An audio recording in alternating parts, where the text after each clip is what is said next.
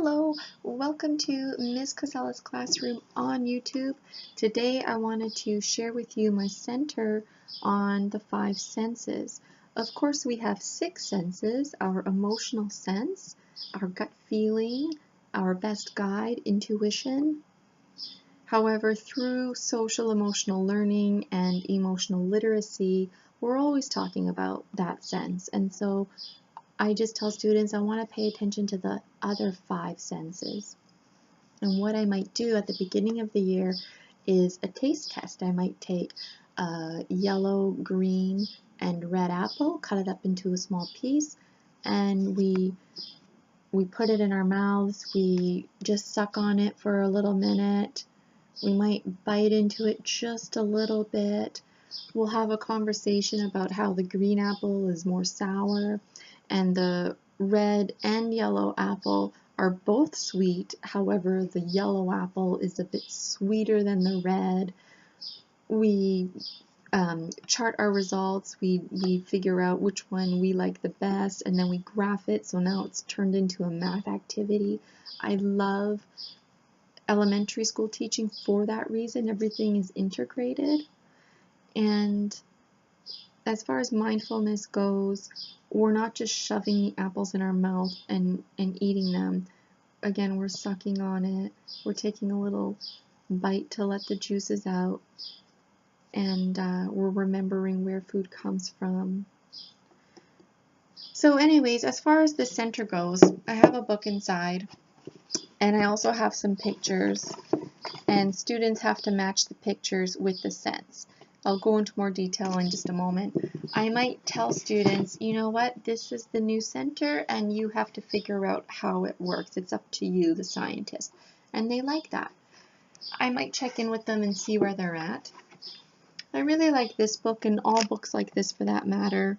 It's from Scholastics. All the science books are the same. So when you open it, it has interesting information. They always have facts and they always have these extra pieces of information. So what I like to do is read the book 2 or 3 times over in a week period, not 2 or 3 times in a row.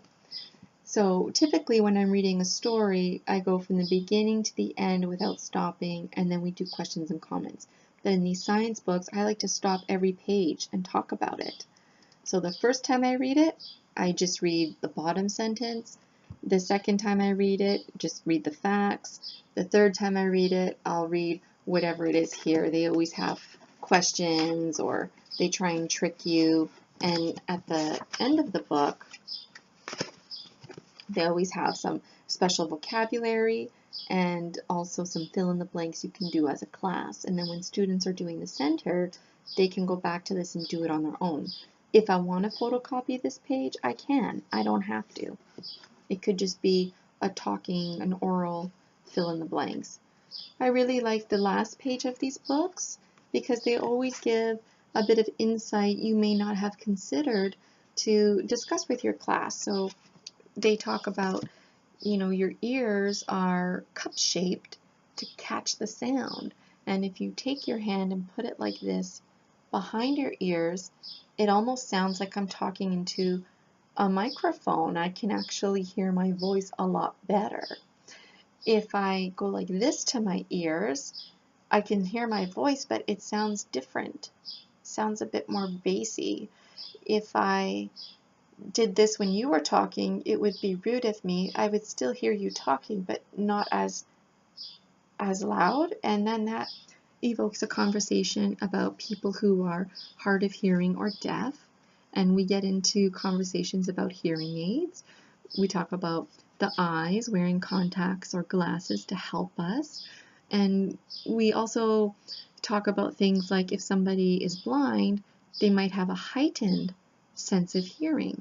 And if somebody is deaf, they might have a heightened sense of sight because the body, the brain, is trying to figure out, well, what other parts of the body can I use or heighten to increase my understanding and my experience of the world around me. So this center is fairly straightforward. I have the labels here, and what students can do is they can gently take these off. You really do need to laminate them. They put them on the table or on the carpet, and then they reach in and they pull out a picture, and they have to categorize it so I can see a cat. I'll put it under here. And there might be a little bit of a discussion because, well, I can also hear a cat. But don't you worry, Miss Casella has multiple pictures of the cat for that exact reason. I also, just to give you some more examples here, I have a picture of a robin, so I can also hear the robin. This one I really like, the jump rope, because I can see it, I can touch it when I'm playing, I can touch the ground as I'm jumping, and I can hear it. I can hear the jump rope making that whipping sound, I can hear it as it's slapping against the pavement, and I might even be able to hear the people singing a chant as they're skipping. Just to change things up a bit and to have different textures in my classroom, I also have this. Instead of having a picture of flowers, I have this that I bought at the dollar store. I just took the top off of the tulips. So another idea to bring in different elements into your classroom. I don't have any examples here, but as I'm experimenting, this example of the rain, I thought I should make a little cloud out of felt and some raindrops. So that way the students are still doing the activity, but it's offering different textures. I also really should get a chocolate bar wrapper instead of using this picture all the time. Again, just to incorporate different textures, different elements in my classroom. Now this one's interesting, the chocolate bunny, because students might have a discussion that this is a rabbit, like the animal. So they might put it in different categories.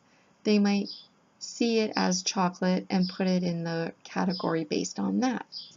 So there you have it. That's my center. And I'm wondering what ideas you have to think, pair, share it up. And we'll see you next time.